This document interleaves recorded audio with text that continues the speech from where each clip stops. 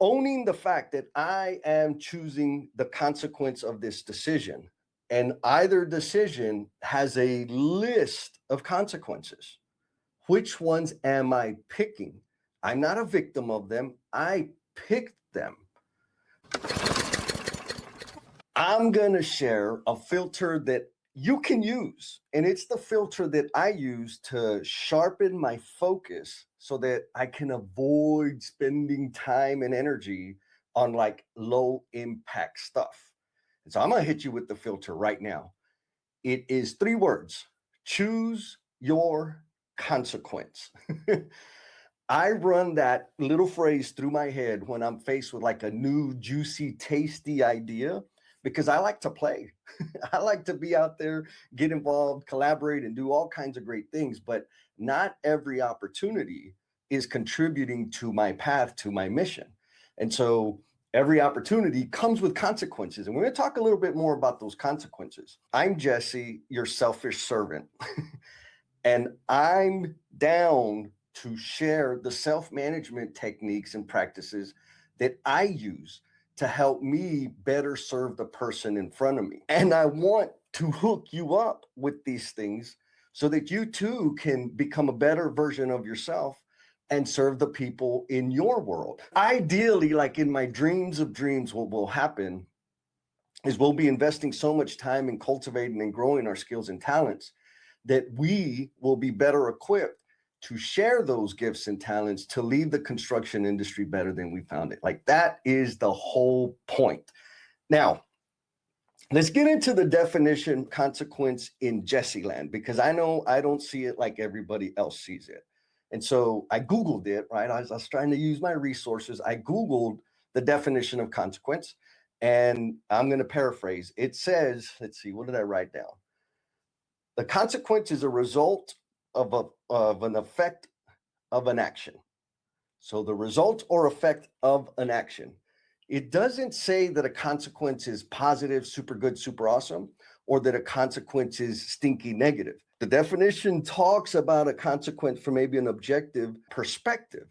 And so that's one big chunk that I had to come to terms with, because typically when we think about consequences, I think about like, man, I'm going to get in trouble. I'm going to get written up. I'm going to get my hand slapped, like all of those things. Yes, it is a consequence, but also there's amazing outcomes from the actions and things that I take, which are also a consequence of the action, right? It's a result of us taking the step. And so when I neutralize the idea of consequence, it has helped me really, really think about things a little differently. Now, that's the key point. Consequences are not good or bad. If you can't make that shift, this filter may not work for you. But if you can, I'm about to tell you some other good thing. And I'm going to get into some examples, or one specific example that I actually used the thinking. It's a little extreme, but I'm sharing this one because I think it'll get your attention. Okay, so we just talked about, right? Choose your consequence, because the reality is, or maybe that's the first step, right? Understanding, coming to terms with, or embracing the fact that every decision we make is a choice of consequence, or we're choosing a set of consequences because we make a decision, we take a step, we initiate action. But we don't usually think about that, right? I don't typically think about, okay, like before. Now, because I'm crazy and I obsess about things, I'm like, okay, what are the consequences of this thing? And so a lot of us, we have a time management issue, right? We're pressed, we're pressured, we're stressed, we're scrambling around, we're neglecting ourselves, our health, our wellness, we're neglecting the people we really, really care about because we don't have enough time. But the truth is, maybe not for you, but definitely for me, the truth is I'm pressed. My time is so damn leveraged because I made decisions days, weeks, months ago and didn't consider the consequences of that decision. Again, consequence is a neutral idea in Jesse land. And so when I really started saying, wait, pump the brakes, don't make that decision, don't go do that thing yet, what are the consequences? Like, what are the awesome things that could happen? Because that's typically where my brain defaults to, because I like to play, right? I'm an otter. I like to flop around and have fun. But what are the potential outcomes of the thing? It's very easy for me to see those things and say, hell yeah, let's go do that. And then what are the negative outcomes, right? What are the stinky things? And in as it relates to the idea of time, they're all going to require time.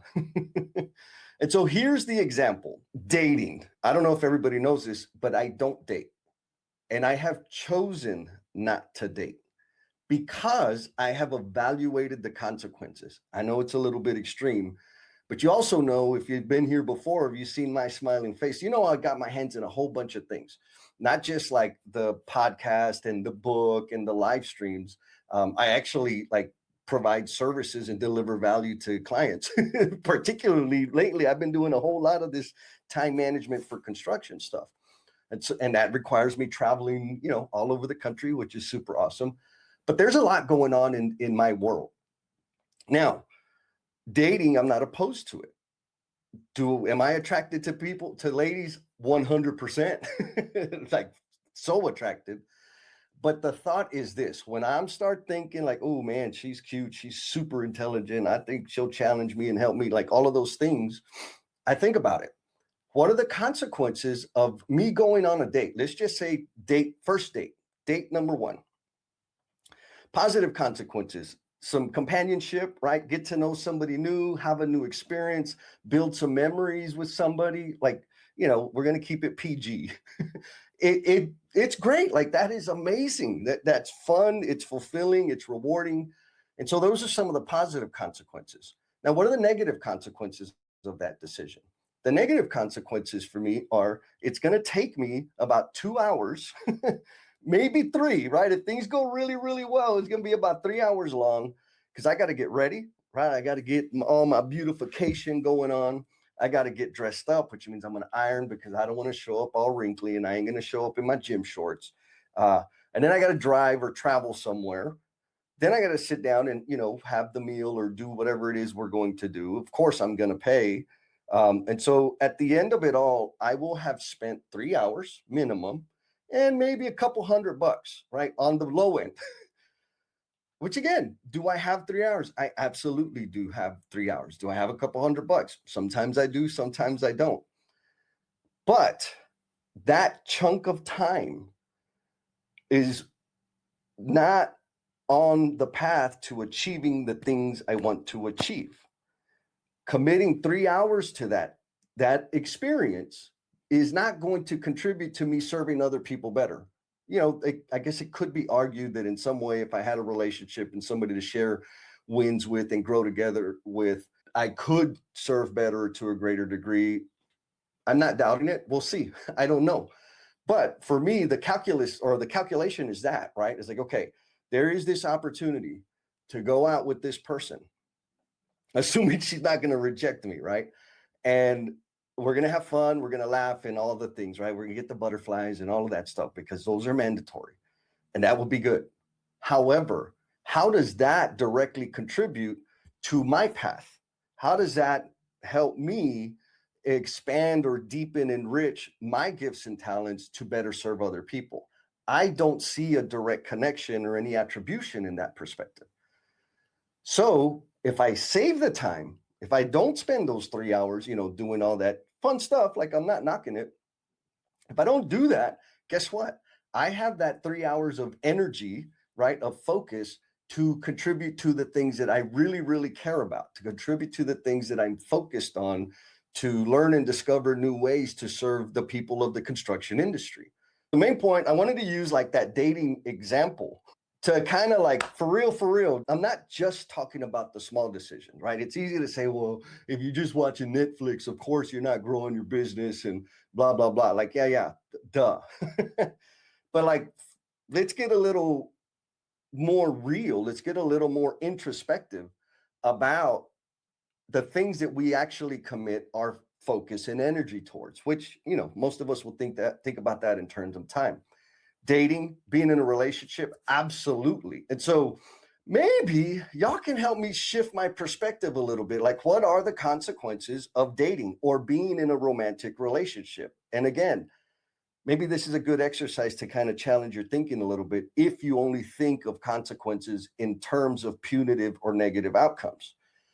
What are the positive and the negative? Like, what is the cost or the impact of the decision to date or to be in a romantic relationship. I'm not arguing. I'm not going to come back at you. It's just some insight, maybe a practice test right now for us to think of it from both perspectives, right? Now, if you're not okay with dropping it in the chat, it's cool. I completely understand. But that's the thinking exercise. Now, let's zoom out a little bit from like Jesse Crazy Land, because I don't know, actually, I know very, very few people that have made like a conscious decision to not date. And those people that I've talked to, I'm not going to put them out there. I'm not going to throw them under the bus here. But like the magical thing, and I'm not like proposing this to you. I just want to share another like filter extra bonus principle that I use. I stole, I think, from Tim Ferriss. Is what is one decision I can make that will eliminate hundreds or thousands of decisions in the future? And guess what decision that is? For me, dating. Because again, I don't have to decide what I'm going to wear. I don't have to decide what we're going to eat. I don't have to, like, all of those decisions. I ain't got to decide who I'm going to ask out, how I'm going to approach her. Like, all of those decisions have evaporated from my world, which means I have more focus, time, and energy to do the things that I really, really care about, the things that I'm really drawn and compelled to bring my stuff to life, to bring my world to life. And if you're wondering, like, I know people are like, oh, pobrecito Jesse, poor guy. No. I got an amazing support network. I got human beings in my life that we're learning and growing together. Like, all of that stuff is great. But again, it's just maybe a little outrageous example to capture your attention. So now let's take it out of the dating world. I know my people out there in the Omniverse on the Insta.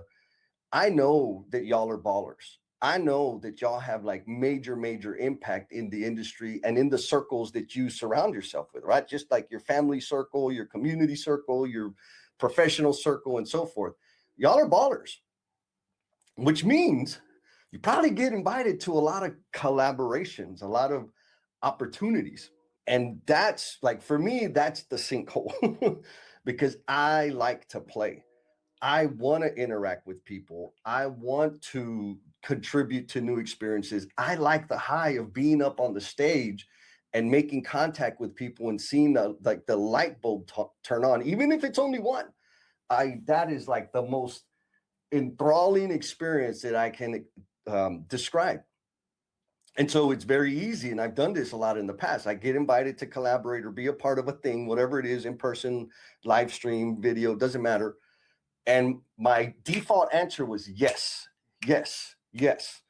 which was cool because I was having fun. But then 3 or 4 months passed by and I'm like, okay, where am I on like my bigger mission, my bigger plan? I'm nowhere. I'm at the same place I was 3 or 4 months ago because I was spinning my wheels out there having fun and, soaking up all the damn attention. It's not to say that those opportunities or experiences were like negative or boring or low value. They were meaningful, but they did not contribute to my path, to my goal. And so the problem was I wasn't asking the question of what are the consequences of being a part of this conference or being a part of this live stream or being a part of this collaboration. I wasn't thinking about that. I was only thinking about the fun. And after I zoomed out and saw I got 3-6 months kind of me spinning my wheels, running on a treadmill, staying in the same place, like, oh, okay, so I need to make better decisions, right? It's kind of like the title of this thing is Better Decisions, Better Outcomes. Does this feel like, I'm gonna go to the comments now. What I'd like to know is like, does this feel selfish? Does this feel a little like, man, Jess, you're a little too twisted here? It might. And I know, the Jesse 5 years ago would have said, dude, chill out. You're not that important, which is still true, but I'm having greater impact, right? I'm learning and growing faster and I'm serving to greater degrees because I evaluate those opportunities like these really great things that I gotta say no to, or that I choose to say no to based on the fact that there are consequences associated with the decision. Again, both positive and negative outcomes in terms of making that spend of focus and energy. In terms of evaluating the consequence, why do I say yes so readily to like really fun experiences, opportunities, collaborations? because I'm only thinking about the consequences in the short term, right? Between me saying yes and being a part of the thing and, oh, it's awesome, we're going to have fun, and all the things. I'm not thinking about the long-term consequences, right? Long-term, sure, I'll expand my network. There's still a lot of really great outcomes of doing the thing. And there's some less than stinky things. Will those consequences divert me from my path, contribute to my path, or speed up my traveling of the path? Long term, when I zoom out and think about the long term, guess what? All of a sudden, that opportunity is not as spectacular as it was when I got the first ask and my ego got that, that boost. It's not as spectacular anymore. And so, Linda, thank you, sister, for like pointing out, looking at from different time perspectives is also, one of those self-management things to say, okay, I'm looking at it from this elevation. I'm going to zoom out. And what does it look like now? And just list out the consequence. Like, I'm not saying, maybe to start off, you might want to write them down, right? I know a lot of people are familiar with the pros and cons thing. Maybe that's another way to think about this and just apply it to every decision you're making. Is that obsessive and a little nuts? Yeah. Or maybe not every single one, but there's a lot of them that you need to be applying to and evaluating so that you can stay on your path. Why? And so maybe here's a question that may be bouncing around in your head. Why is it so important to stay on our path and guard our energy and our focus?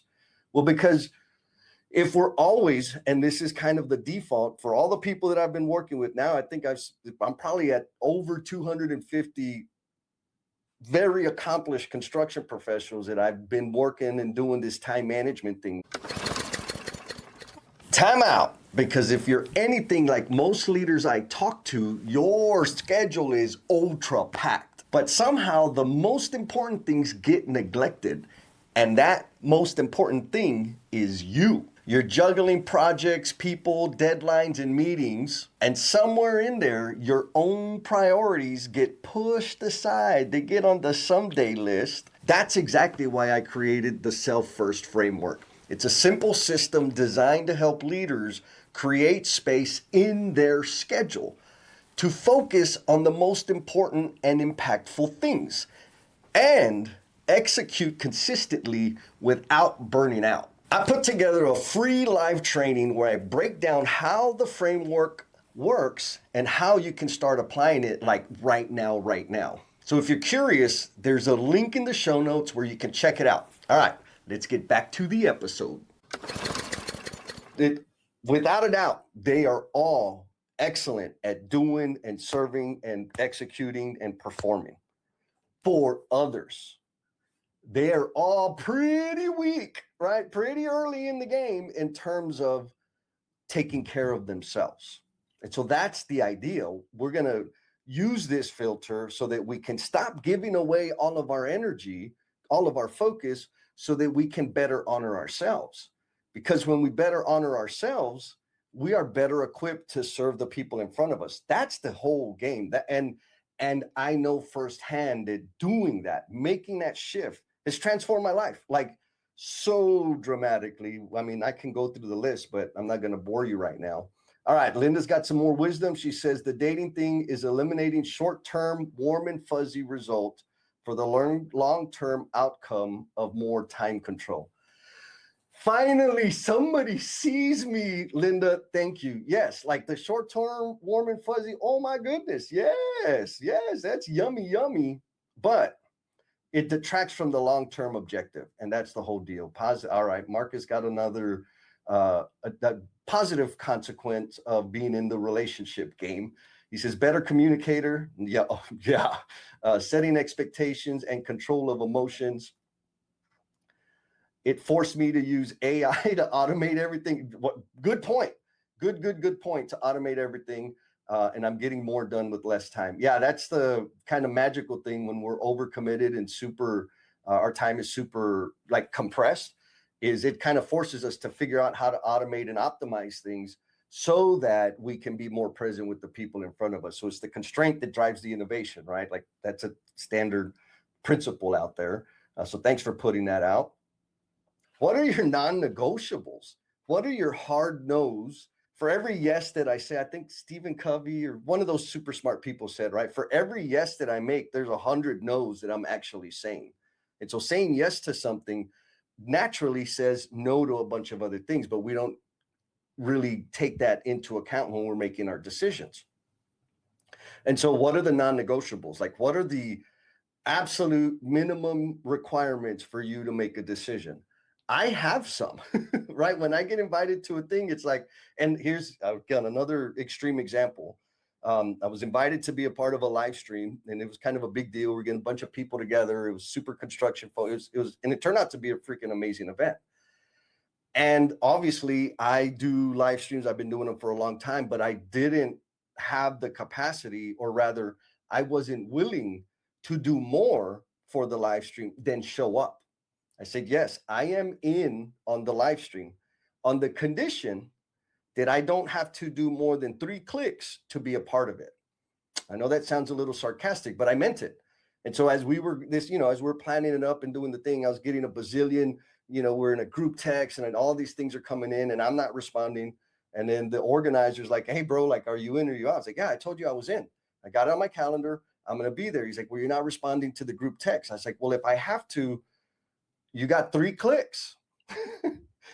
And if I expend those 3 clicks getting into the chatter that's in the group text, then I'm not going to be there for the live stream. And he said, oh, I understand what you mean. Was it kind of crappy? Yeah, it was, but it was clarity. He understood I wasn't going to be doing all the other things. And if that wasn't okay, then I didn't need to be a part of it, right? And so the point of that example is getting clear on the non-negotiables. Do you have any non-negotiables, right? There's a lot of talk out there about deal killers and red flags and all of these things. However, it seems to me that those things, we only really use them on like the big giant life decisions, which of course there's a lot of risk there. So yes, do it with the big giant life decisions. What I'm proposing to you with this idea of choose your consequence is that we need to have those non-negotiables, those hard conditions to yes or no on the small things. And here's the hard part.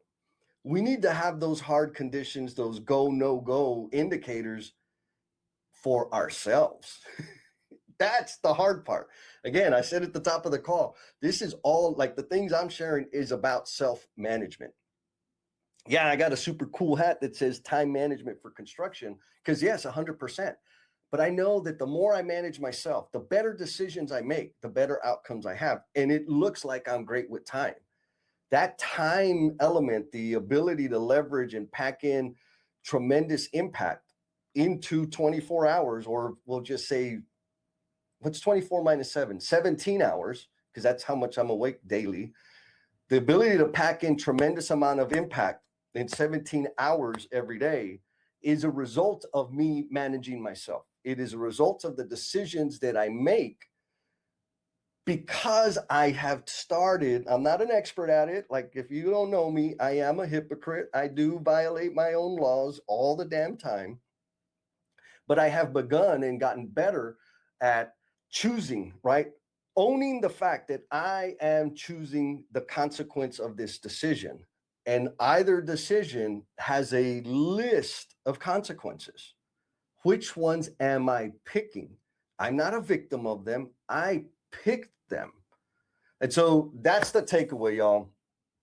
If you want like super deep getting into like long-term future planning, calendar, schedule management, daily execution, drop double D in the comments because I'm hosting some time management workshops. It's online, $250 a person if you're interested or you know people that could benefit from it. It's a 4-hour long workshop. There's a bunch of other super cool stuff associated with it. But we get into like the mechanics, the tools, and the frameworks of being super more gooder at getting our big picture, long-term view of how we want to impact the world, get it out of our head, filter it, and actually prioritize it and commit some time to doing those things. And then we get into techniques of like, how do you like time management or excellence in execution is not about doing more.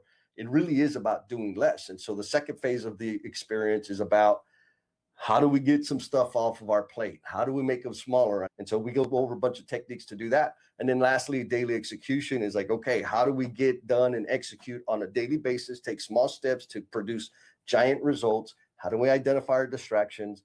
There's a bunch of stuff. Anyways, if you're interested, drop double D in the comments.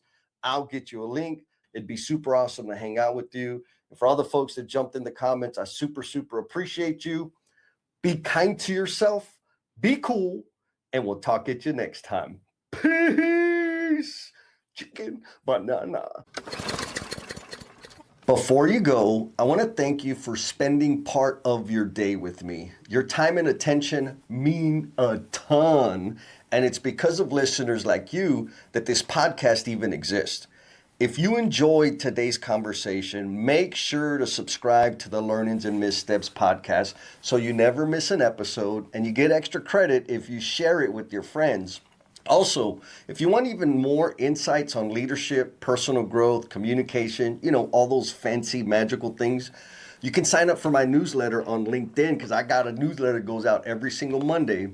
All the resources I share there are designed to help you put yourself first so that you can leave this world better than you found it. There's also a digital copy of my book, Becoming the Promise You're Intended to Be. And it's sitting there waiting for you on my website. All you got to do is do the click and do the download, and you get the free PDF. And if you want even more bonus points, share that PDF with somebody you know, or the family of somebody you know that is currently struggling with self-destructive behavior.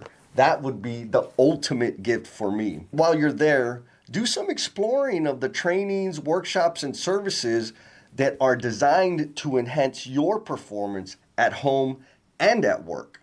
Just click the link in the show notes to check it out. Thanks again for listening. Take care of yourself, and I'll see you on the next episode.